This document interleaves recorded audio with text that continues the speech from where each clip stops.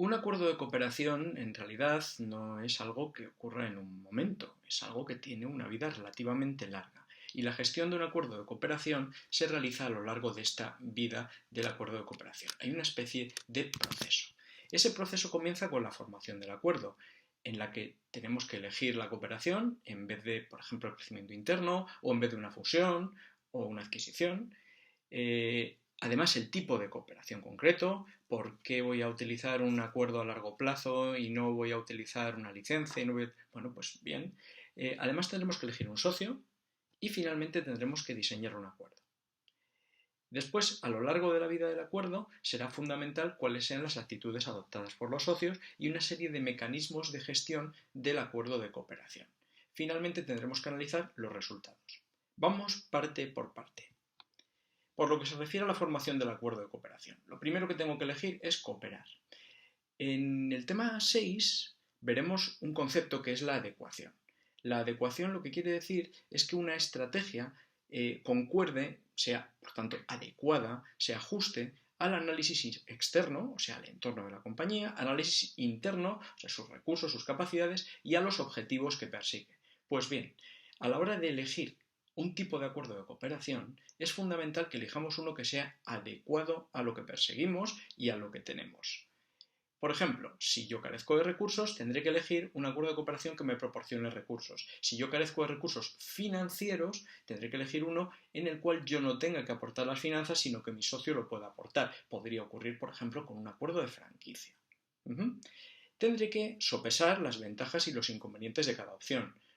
Como los hemos estudiado, pues ya lo tenemos fácil, lo tenemos de cajón, ¿no? Pero, en fin, tendremos en cada caso concreto que ser muy específico de qué es lo que podemos ganar y qué es lo que podemos perder si utilizamos un tipo de acuerdo u otro.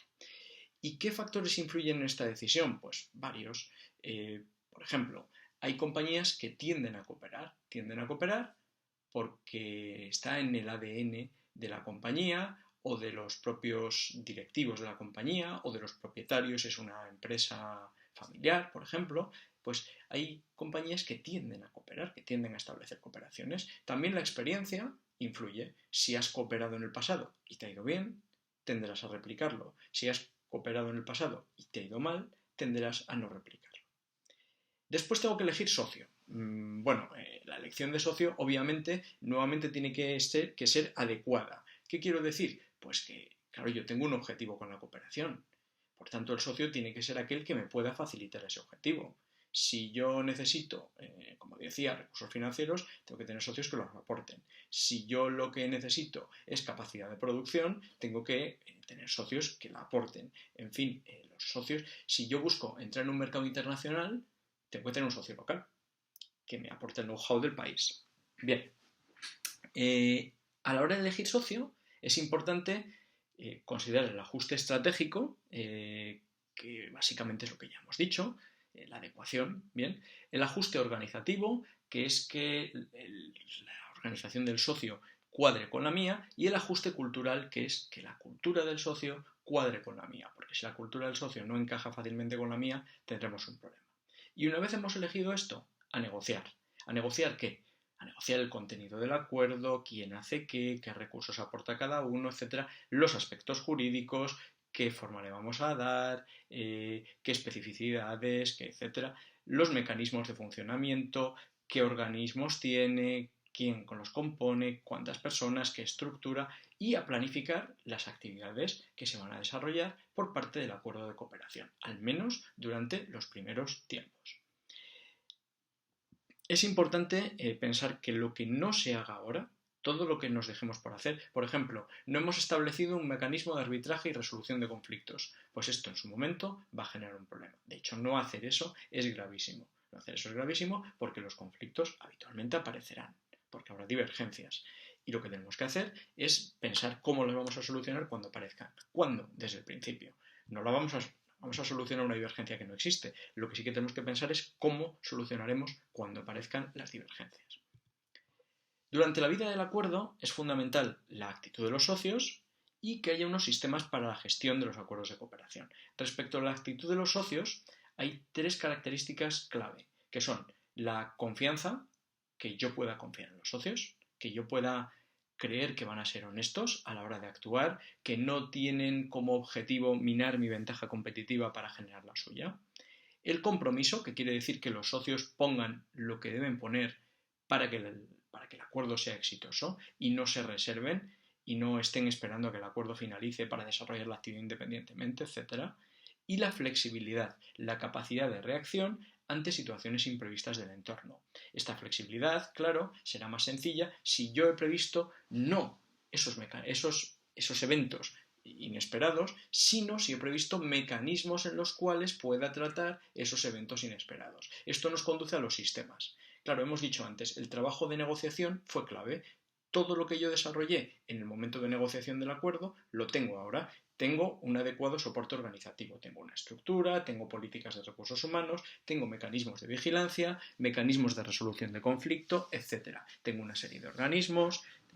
Bien, hay una especificidad que es interesante, que es la gestión de una cartera de alianzas. Por ejemplo, lo que hace Mercadona. Mercadona tiene alianzas con muchos interproveedores. Entonces lo que hace es que gestiona una cartera completa de alianzas. No una alianza suelta, luego otra, luego otra. Bien, para ello desarrolla una estrategia que sigue con todos los interproveedores, coordina su relación con los interproveedores de manera que no se pisan entre sí, unos hacen una cosa, otros hacen otra cosa, unos se dedican a una cosa diferente, etc. Tiene unos mecanismos de seguimiento de la cartera y un sistema de gestión de la cartera. Esto es el ideal que debe tener cuando yo gestione una cartera de alianzas. Esto es, un número amplio de alianzas entre comillas similares con bastantes socios, con bastantes partners. ¿Qué me queda? La medición de los resultados. Mirad, los resultados se pueden medir desde dos perspectivas. Desde la perspectiva del acuerdo. El acuerdo habrá sido exitoso si ha cumplido sus objetivos. Obviedad del libro. Y el acuerdo será exitoso si ha durado lo que se esperaba. Por ejemplo, yo hago un acuerdo de cooperación para los próximos 3 años suministrar no sé qué. Bueno, pues si dura los 3 años parece que pueda ser exitoso. Si dura más, si dura más por incapacidad de desarrollar los objetivos antes, no será una buena idea. Pero si dura más, quiero decir que se convierte en indefinido, pues entonces es que ha sido un éxito. Si dura menos, pues volvemos a lo mismo. Si dura menos porque los objetivos se han cumplido antes de tiempo, pues puede haber sido un éxito. Pero si dura menos porque los socios acaban tirándose los trastos a la cabeza, pues entonces es que no ha funcionado el acuerdo de cooperación. Y desde el punto de vista de cada socio hay que considerar varias cosas. En primer lugar, la consecución de los objetivos de cada socio. Cada socio, además de los objetivos de la cooperación, tiene sus propios objetivos. En segundo lugar, que tenga una rentabilidad positiva del acuerdo. O sea, yo de este acuerdo he invertido X y espero obtener una rentabilidad positiva. Correcto, que mis beneficios sean superiores a mis costes, etc. Y luego, una percepción de equilibrio y de justicia. ¿Qué quiero decir con de equilibrio y de justicia? Primero, de equilibrio, que yo piense que lo que yo estoy sacando de la alianza es razonablemente adecuado a lo que estoy poniendo en ella. Pero es que además, incluso aunque yo esté sacando lo que yo esperaba, puede ser que aún así, como socio, me sienta engañado. Os pongo un caso que no es un ejemplo real, pero para que os hagáis la idea de lo que queremos decir con la percepción de justicia. Imaginad que, pues que uno de vosotros y yo, Antonio y Paco, por ejemplo, firmamos una joint venture cuyo objetivo es vender nuestros productos en Tarragona, por poner un ejemplo. Bien, yo soy un frutero y Paco es un pescadero. La cuestión es que yo invierto 1 millón de euros y Paco invierte otro 1 millón de euros. Y al cabo de un año, yo he ganado 2 millones de euros. He invertido 1, he ganado 2, bien. Y Paco ha invertido 1 y ha ganado 8. Claro, ¿yo habré obtenido un equilibrio entre lo que invertí y lo que he recibido? Sí. ¿Será rentable para mí? Sí. ¿Habré conseguido mi objetivo? Sí. ¿Estaré contento? No. ¿Por qué? Porque sentiré que Paco me ha engañado. Sentiré que Paco en realidad tenía información de que la joint venture iba a ser mucho más provechosa para él que para mí y por tanto se ha aprovechado de la situación. Bien. A esto nos referimos con lo de percepción de equilibrio entre lo que aportas y lo que recibes, pero sobre todo percepción de justicia. Las dos cosas son importantes y no son exactamente lo mismo. Bien, pues con esto que acabamos de contar, hemos finalizado la lección 4. que la disfrutéis.